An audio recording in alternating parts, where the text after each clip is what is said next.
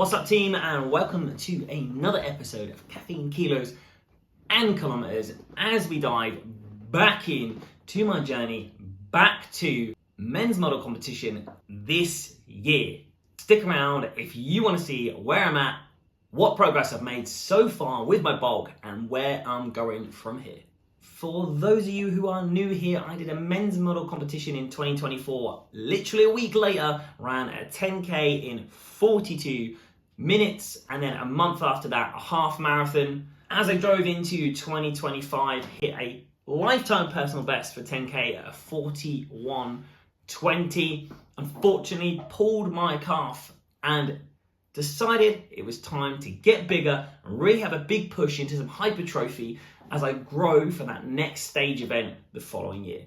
Last time I stepped on stage, I was 62 kilos as stage weight, and then out of the back of this, hovering around at about 67 kilos off stage after just deciding to cut in to a bodybuilding or men's model competition. Right now, I'm sitting around a nice solid 84 kilos. I want to marinate my body weight right here at that 84, 85 kilo mark, probably reaching about the peak of where I'm going to get from a bulking perspective, not pushing aggressively any further or chasing unnecessary scale weight.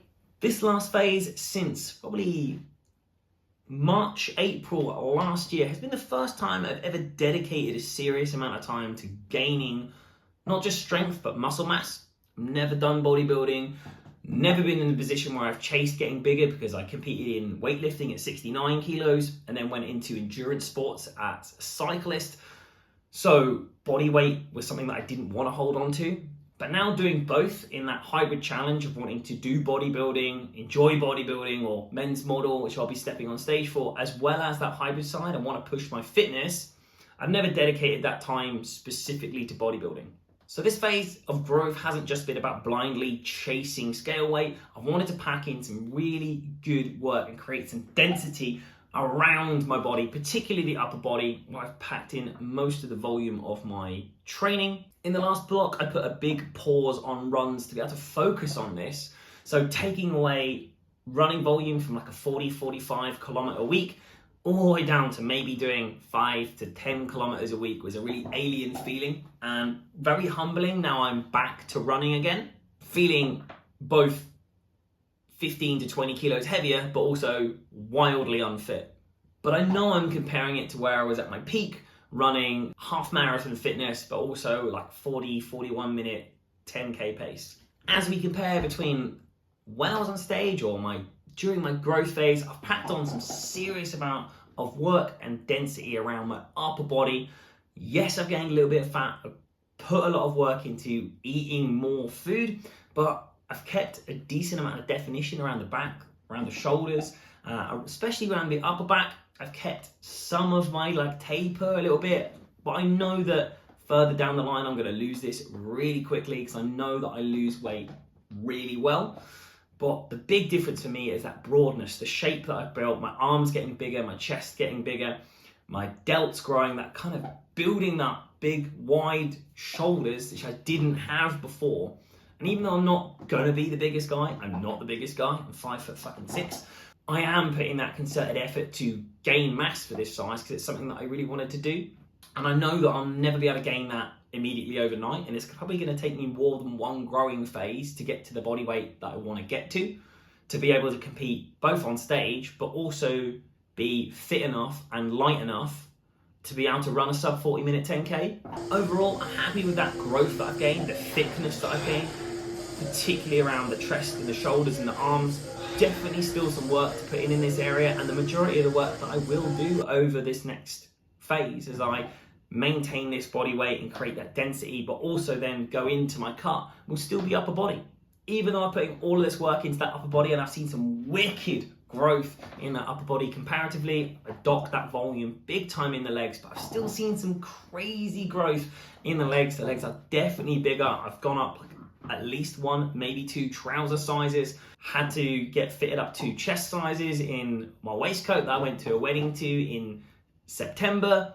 And my ass has grown at a ridiculous rate as well. Just fucking look at that thing. It's ridiculous. This first time really truly committing to growth has taught me a shitload of patience. It has taken a really long period of time to see that. It's been really alien seeing my body changing this way as well. I haven't really recognized myself as I walked away from being ridiculously lean on stage, but also just my natural lean self. I never got to this fluffy state before and was happy to continue pushing. Like, I have really enjoyed the process. It's been fun to do this, fun to see myself grow. When I've seen that, I didn't see it immediately, but like, it's been fun to go through this process. And I'm genuinely excited and looking forward to see what shape I now bring when I step back on stage again, bringing that taper back in and start to really see the definition in the muscle and bring that conditioning, so I can kind of unveil all of that hard work.